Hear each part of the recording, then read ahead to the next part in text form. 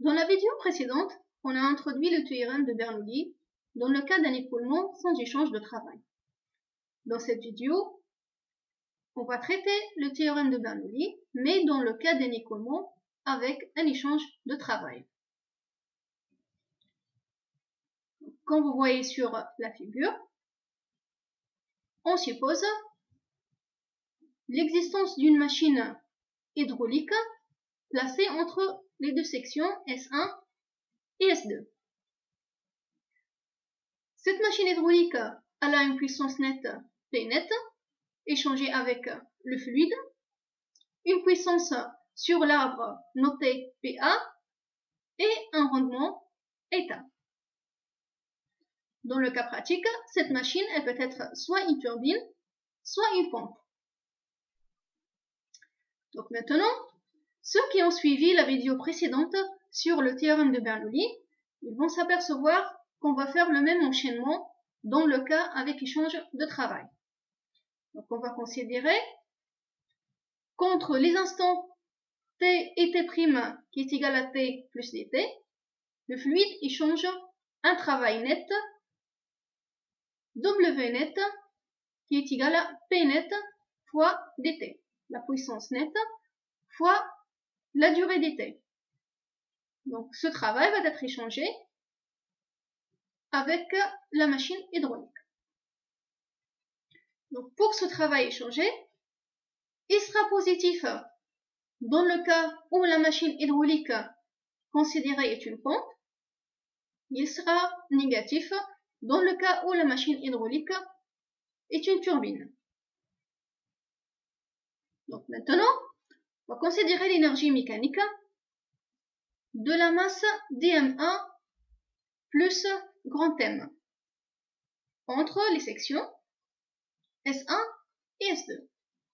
Donc ça va être égal à l'énergie potentielle pour la masse dm1 et la masse M plus l'énergie cinétique de la masse dm1 plus l'énergie cinétique de la masse M. Donc cette expression, elle a été bien expliquée dans la vidéo précédente. À l'instant T', on va considérer E' mécanique qui est égal à l'énergie potentielle de la masse M plus la masse dm2 plus l'énergie cinétique de la masse grand M plus l'énergie cinétique de la masse dm2 entre la section S'1 et S2. Maintenant, on va appliquer le théorème de l'énergie mécanique entre les deux instants T et T'. On rappelle que le théorème de l'énergie mécanique dit que la variation de l'énergie mécanique est égale à la somme des travaux des forces extérieures. Cette fois-ci, on va considérer le travail de la machine hydraulique. Donc, la différence des énergies mécaniques entre l'instant T et l'instant T' va être égale aux forces de pression plus le travail échangé entre le fluide et la machine hydraulique. Donc ici, on retrouve la force de pression F1 appliquée sur la section S1, moins la force de pression F2 appliquée sur la section S2, et on rajoute le travail, la force du travail échangée entre l'écoulement, le fluide, et la machine hydraulique. Donc on va remplacer comme la dernière fois le F1 par P1 fois S1, le F2 par la pression P2 fois la section S2, et on garde la puissance nette fois dt. Donc ça va être égal à P1, S1 fois dx1 c'est le volume dV1, et S2 fois dx2 c'est le volume dV2. Plus toujours cette partie supplémentaire qui constitue le travail échangé entre l'écoulement, le fluide et la machine hydraulique.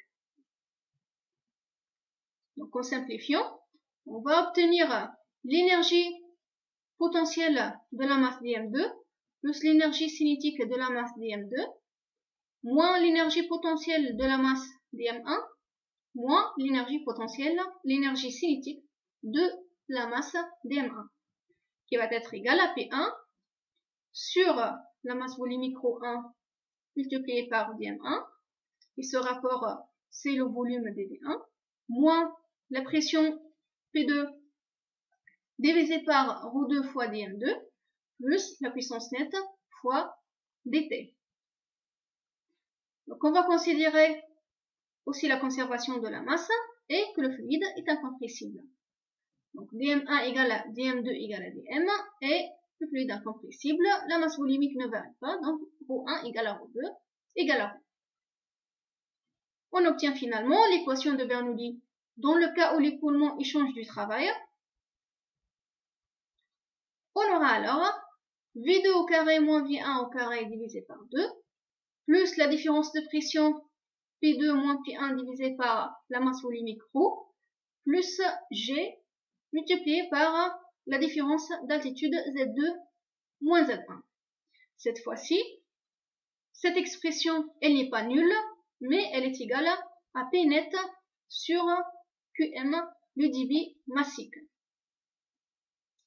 Donc cette expression, elle peut être aussi écrite comme étant V2 au carré sur 2, plus P2 sur ρ, plus GZ2, qui va être égal à la même expression au point 1, à la surface, au niveau de la surface S1, mais en rajoutant ce terme supplémentaire P net sur Qm.